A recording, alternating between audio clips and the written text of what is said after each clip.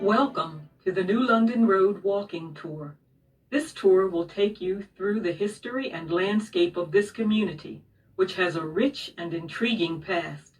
The community primarily consists of New London Road and Cleveland Avenue, as well as Ray Street, Corbett Street, Church Street, Creek Road, and Terry Manor. This historically African American community is bound on the south by the railroad tracks near where you are probably standing now. Creek Road, or North College Avenue as it is now known, forms the eastern boundary.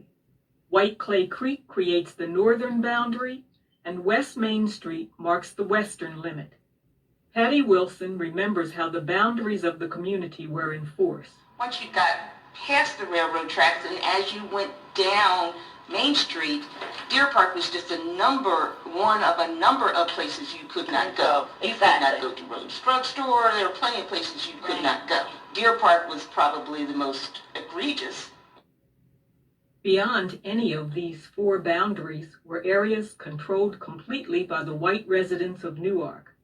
But within these confines, a dynamic, friendly, and loving African American community emerged, which was self-sufficient and progressive, despite the fact that, until relatively recently, the city of Newark did not provide basic, essential services such as indoor plumbing, zoning laws, and garbage pickup. This walking tour will take you around the main streets of this historic community and share many of the stories and accomplishments that make the New London Road community so unique. African American families have historically always occupied this particular section of land, since well before the Civil War. Delaware was unusually situated before the Civil War. It was technically a slave state, but by the start of the war, 90% of all African Americans in the state were free people, many slave owners having manumitted their slaves on matters of principle. Delaware did not secede from the Union at the start of the Civil War.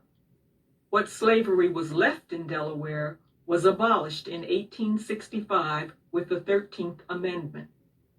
Delaware then went on to become the only state in the tri-state area in which Black men could own land, allowing for African American families to settle in the New London Road community. The roots of this particular community can be traced back at least to 1786, when the James family settled in Newark.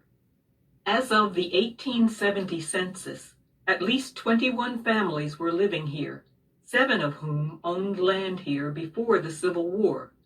The names that date back to before the Civil War can still be found among community members today, such as the Saunders family. Over the years, different groups of African Americans have made their homes in the New London Road community, creating layers of settlement and therefore layers of history. But as new people have come in as the result of migrations out of the South, the Chrysler plant opening in Newark creating more jobs, or local military bases recruiting new men, the community was always a welcoming place that embraced new residents. There are a number of elements that make up this community that are essential to understanding its history and dynamics, and of which the community is very proud. These elements will be expanded upon throughout the tour, but they deserve mention now. Religion and attending church have always been incredibly important to the community. 3 main churches have existed in this community, and all 3 exist today. They are Pilgrim Baptist, which you will see next, Mount Zion UAME Church, and St. John African Methodist Church. In addition to religion, education has always been considered of the utmost importance within the community. The city of Newark, until the mid-20th century, did not provide basic city services to this area. This community was not really included in any school district until the 1950s. Finally, the self-sufficiency of the community is the thing of which the community is perhaps most proud. During times when Black members of the community were not welcome in the shops or clubs on Main Street, this community has always been able to provide food and opportunities for itself.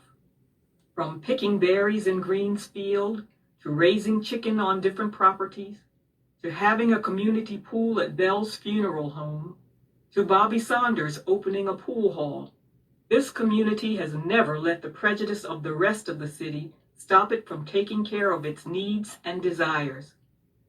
There are a few memories from community members you should carry with you as you walk through this neighborhood. These memories explain what the community was about and what it was like growing up and living here.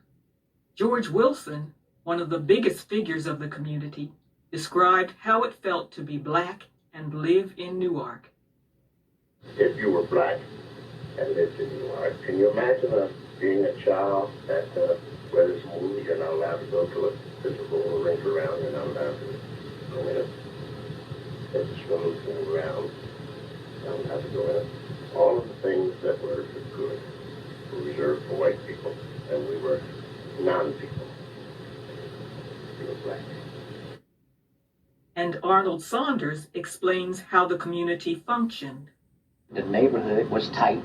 We loved one another, not that families didn't have problems every once in a while with other families, but we grew up loving one another in the village.